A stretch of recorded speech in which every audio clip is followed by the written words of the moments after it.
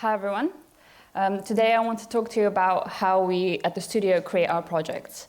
Now I won't focus on the specific stages or the implementations, but rather I'm here to share our practices and the mindsets that we use behind the scenes. I'll focus on those primarily that we use as developers, as that's the context that I've used them. However, most of these principles can be applied to many other disciplines or creative processes. Throughout the talk, I'll also be giving some examples from the recent projects that we've done at the studio.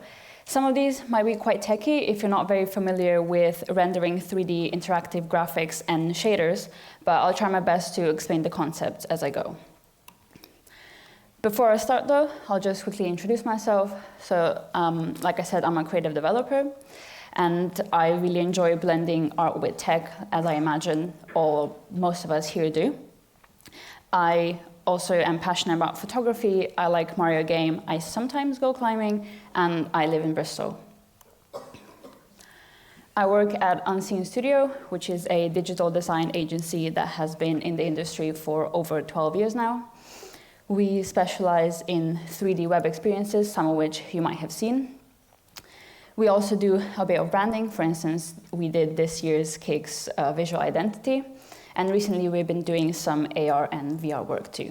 And I've just got a quick show reel to show. There's no sound. It's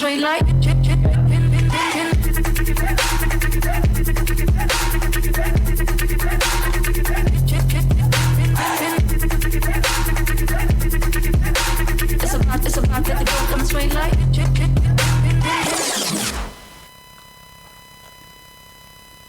Cool. I titled my talk Between Chaos and Control, because finding the balance between the two is what enables us to make great work. The chaos is where we challenge ourselves to try something new, to experiment and to create something new. And the control is where we hone in on the details and tie things together so that they actually make sense. Implementing those two and going from one to the other and back is essentially what keeps the wheels turning. One of the key concepts in our workflow is experimentation. Now that takes place in different forms, whether that is the interaction, style, art direction, to simply, can we make this thing? And sometimes we don't really know the answer to the question, so there's usually some R&D happening at the beginning of a project. One of the first things that I worked on at Unseen was this shader revealing a building in a high-tech cityscape, and this was for a website for a new cryptocurrency. With this being the initial 3D demo that we were trying to replicate in code, the shader went through quite a few different stages of iteration, and I'll go into these a bit more in depth. So this was the first one, and it's very simple, very basic. It's literally just a block with this texturized reveal pattern. And at this point, we were just trying to get started seeing what this blocky pattern would eventually look like, or could look like. At the next step, we added in a model that mimicked what would be the final one a bit more. And we also added some vertex displacement. But that was super intense, so in the next step, we scaled it down quite a bit and decided to focus on a bit more on the actual reveal. So like we add a bit more detail with a hexagon texture that I hope you can see in there. The next step, we wanted to see how this would look like in the final thing, so in the website around its environment. So we connected it to the camera path and the scroll to see what it would look like. And we added some more colors and some bloom so it shines a bit more. And the next step was materials, where we just wanted to have a few different ones on this mesh for a bit more variety and interesting value. And we did a bit of a exploration session where we talked about, okay, what kind of materials we want to use, how do we want them to look like, and how do we put them all on this one geometry for performance and ease of revealing it all at once. And then this was the final one.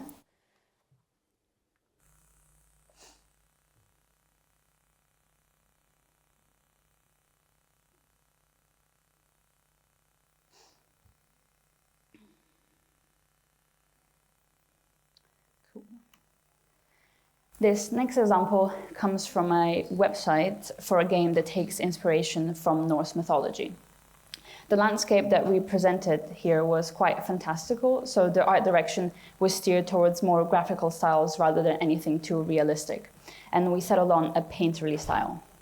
Now, there's a few ways to achieve this in WebGL, which is essentially a JavaScript library to render interactive graphics in browsers, and it's where I mostly work in. And one of these methods is to use post-processing. So essentially taking what you see on the screen as an image and performing some operations on it, kind of like a filter.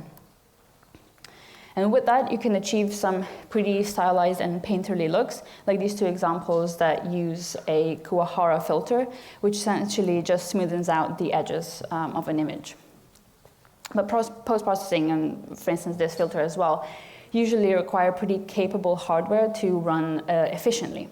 And because they work like filters, it means they are usually applied uniformly across the whole image, so you cannot fine-tune parameters for individual objects or part of the scene.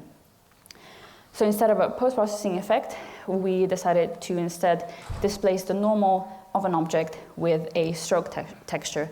So here we did just that, and then we applied and then we lit the model with a few directional lights. And this produced quite a nice effect. And initially we tried hand painting the normals on this rock, which was fine, but we quickly realized that this would limit our freedom to iterate.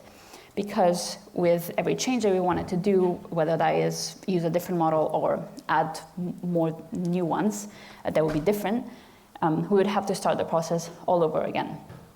So instead, we went with a procedural approach, creating tileable texture maps in Substance Designer. And this worked quite well, although if you look at the model from the side, you can see stretching in one direction. And this sometimes happens when you use the simple UV approach, which is where you essentially try to flatten out the 3D mesh onto a 2D plane. And to eliminate this stretching, there's a few different things that you can do. One of which is called triplanar mapping, which is what we did in the end. And that means applying textures to an object from 3 directions using world space positions.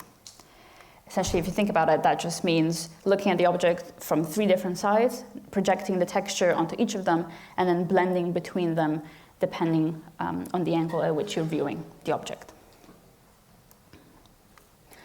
With both of these examples that I just mentioned, we kind of had a specific goal that we were trying to achieve, and the exploration was in the how do we get there. But sometimes the end result is much more open, broad, and flexible. For instance, this year, we worked with the team here at KIKK to create their visual identity and the website. In line with the idea true or false, we wanted to kind of play with the perception distortion, or at least that was one of the ideas that we had, which would mean making a quote-unquote false or distorted version out of a cleaner quote-unquote true one. And because we need many variations for flyers, speaker announcements, posters, and all of that, we thought that having a generative system that we could then tweak in code seemed the most appropriate. And the idea also lends itself well to the theme of algorithms because we would be using precisely those to generate the visuals. So in this example, instead of having a specific design to replicate in code, we kind of turned the process upside down, and we had us, the developers, working solely based on the concept and the general art direction. And if you've ever tried making generative art, you know that there's a lot of experimentation and randomness that go along with it, and hopefully some happy accidents as well. So we ended up with a few designs that we were kind of happy with. We thought they were a good base to build upon. But because the ones that we liked usually stemmed upon randomness, they were quite tricky to fine-tune and control, which is what we were aiming for. So instead, these experiments actually served as an inspiration for the work that followed. And you can see some VIP stuff here, because I'm not actually going to show the end results, because you will be seeing them all around you in the next few days. So basically what I'm trying to say with this one is that sometimes the thing that we're trying to achieve doesn't really pan out how we imagined it. And sometimes we encounter other issues, like these exploding buildings, fish with eyes coming out of their sockets, and just messy things. But regardless, having allocated time for research and development enables us to try things we haven't built before, to notice any obstacles we might not be able to overcome, and to find new alternatives or approaches. The next principle that we try to stick to is to just constantly keep making things. We find it really important to do smaller encapsulated side projects where we explore a particular technique, style, or interaction. And at the studio, we call them spicy dev projects, hence the title of this section.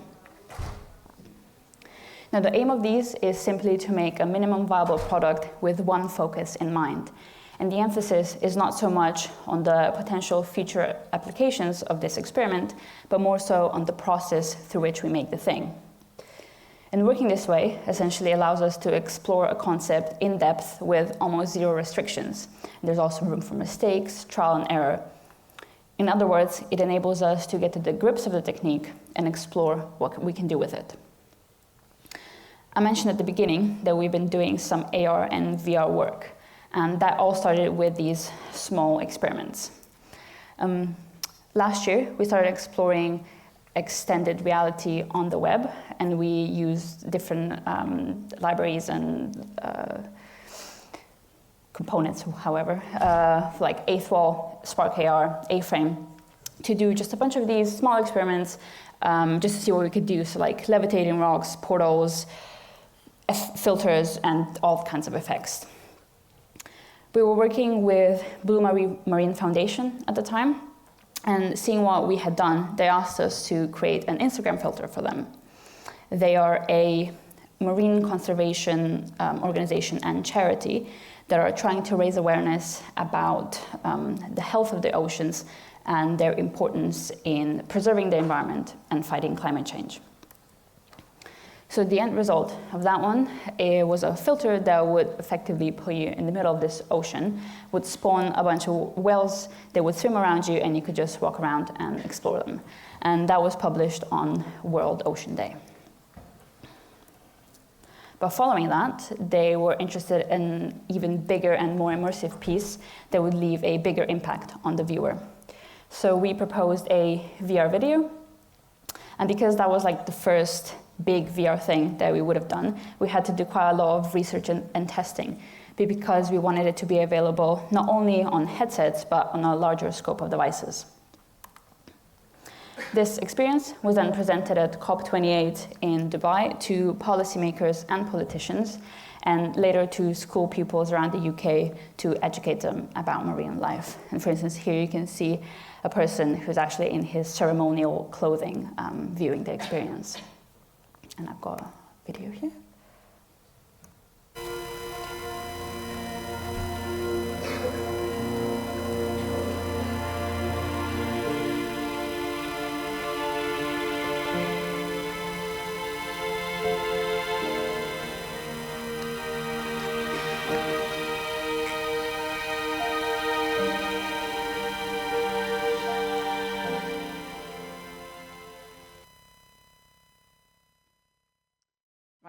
So that was an example of us trying a completely new technology, although there's loads of them where we explore a particular WebGL technique and where we get a bit more specific. Earlier this year, one of our devs wanted to do something with flow fields. These are used a lot in generative or algorithmic art to produce these interesting curve shapes.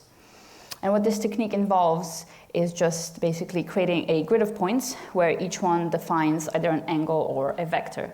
And then a curve is drawn by picking a starting point, finding a nearby point, and slowly moving towards in the direction of it based on the angle that it encodes. Doing this in a loop all over and over again produces these flowy, wavy shapes. And it gets even more interesting when you start incorporating persistence, or in other words, slowly fading out the ends of the lines, kind of like this.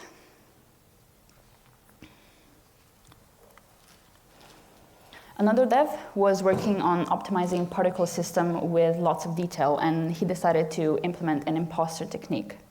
Usually, particles are either points or planes, mostly for performance reasons, which leaves little room for detail or variety, but the imposter technique makes it seem as if they are 3D meshes. And it involves faking the lighting on a particle with a set of normal maps and then swapping them out depending on the angle at which the camera is looking at the particle. So this way you get the illusion of it being a 3D object, and you can have thousands of particles with much more variety and interesting shapes, but minimum impact on performance. Personally, I was interested in GPU or frame buffer output simulations. Now, if you've never heard of this before, they might sound quite daunting, but essentially they are just a way of speeding up calculations done by your laptop by doing them on the graphics card and running them in parallel. This is done with a so-called frame buffer object, which performs off-screen rendering and writes to a texture. This is often used in post-processing, but it is also useful for simulations and modeling of various phenomena, or in our instance, rendering thousands and thousands of particles. And with this method of storing and updating the data, you can create a loop. So every frame, the output is fed into the input to calculate new values and so on. And this allows for simulating complex behaviors, like, for example, a fluid sim, through updating the state of the system based on its previous state. Or another example would be with particles, you can update their positions based on some physics calculations, and doing so in a smooth, interpolated way. I wanted to learn about more this technique from the ground up, and to do so iteratively, basically building each example on top of the previous one. And I've got a few demos to show this, which I actually have not tested, so we'll see how that goes. Although I don't know how to put on a different screen now, so that might be... can I get some help, please? Oh, there it is. There we go. Figure it out. Cool. So yeah, this was the first one. Again, very simple, very basic. It's just a mesh with particles at its vertices. And this is not even using the FBO technique. But it was, yeah, a starting point. And then I got this one, which was the second step where I ported it to this GPU technique. And I added some mouse interaction in various different ways. But again, this was not really utilizing the power of this technique, because you can replicate this more or less without it. So I decided to add some physics, which then produced something a bit more like this. And you can kind of tell that the interaction is a bit more fluid. It's a bit slower as well, but it just feels a bit more smooth. And if I turn this off, you can see that I also implemented motion blur for each particle to get this blurring of each one, which adds, to the effect. And at this point, I was getting relatively happy with where my knowledge was around this topic. But originally, what I really wanted to learn how to do was something a bit more complex, like simulating a fluid sim. So that's what I did next. And I did something like this, and you'll probably see my face now. There you go. I hope you can see this. It looks very dark. But yeah, essentially it's just a grid of points, and you can move them around. Kind of like, feels kind of like a fluid. And then I wanted to put the two and two together, which produced something a bit more like this. So you got particles moving, but you can also move them around. And what I really wanted to do was then make it be animated. So then I turned it into a cat, and it's just a cat that's like emitting the particles, but then they are respawning. So you can completely destroy this cat, but it will just reappear. And again, I think that's just a very cool effect. Okay. Right. So that was quite a technical project. But sometimes we make things just because they're fun, and I promise showing all of these examples makes a bit more sense at the end. But yeah, this is an example of a really fun project where I just explored stylized rendering with toon shaders. And I did that for Christmas.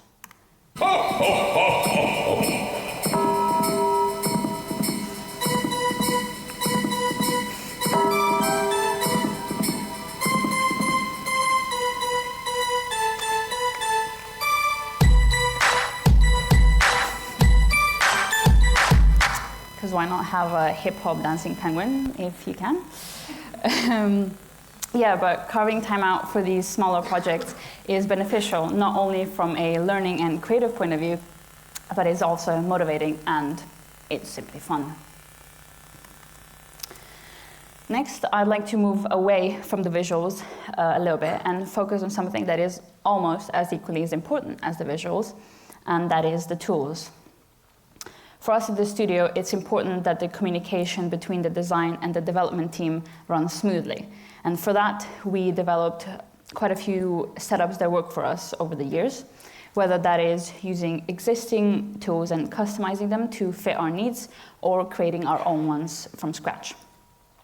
An example of the latter would be our Blender to WebGL exporter, which at this point does quite a lot. Not only does it export like the transforms of all the objects in the scene, their geometry, their material properties, textures, but it also exports like camera animation and a bunch of other stuff, and you can see an exhaustive list right over there.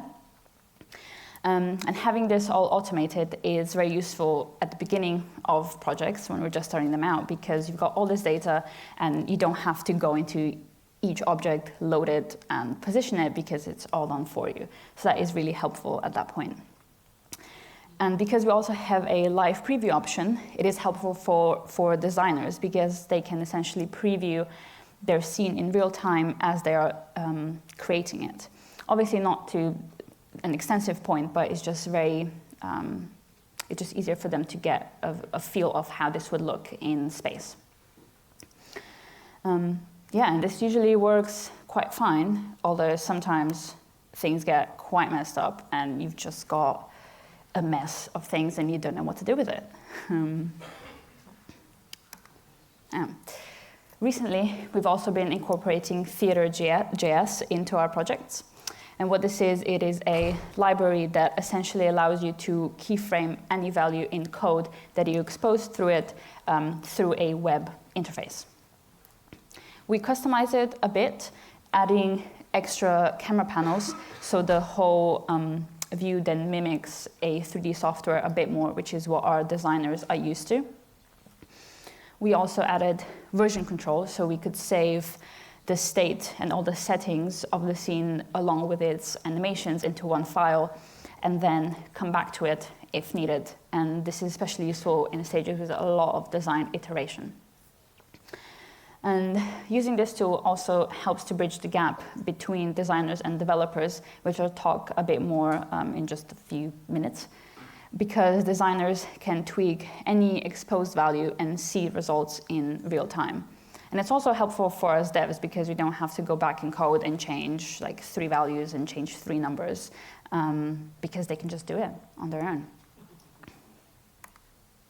So speaking of that gap, it is a space we aim to make smaller with every project that we do. And that doesn't just mean that the final result would resemble the 3D concept as much as possible, although that's definitely a big part of it. But it also means that the exchange of information between the two teams runs smoothly, for instance, with the help of these tools. But it also means designers pushing what's possible in dev while also knowing a little bit about the limitations. But more so, it's also on the developers to utilize available tech to drive the designs from the beginning, for instance, like we saw in the KIKK example. And also remember when I made you sit through all those spicy dev projects and then I said that they will make sense at the end?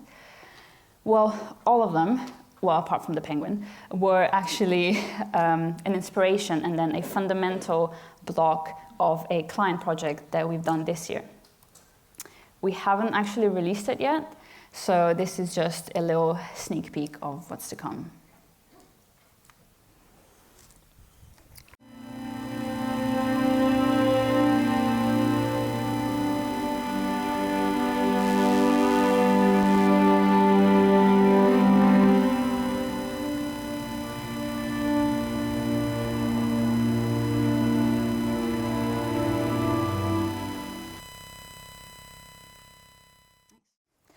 And that really is what we strive to do in our work, to make the process from design to dev as seamless as possible, and the final product to not only resemble the original concept, but for it to be something that is made better and enhanced by the inherent capabilities of technology. Cheers, everyone.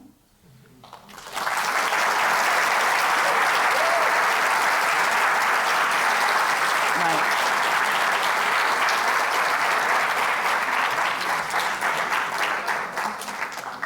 I don't really know what to do, so I'll just leave.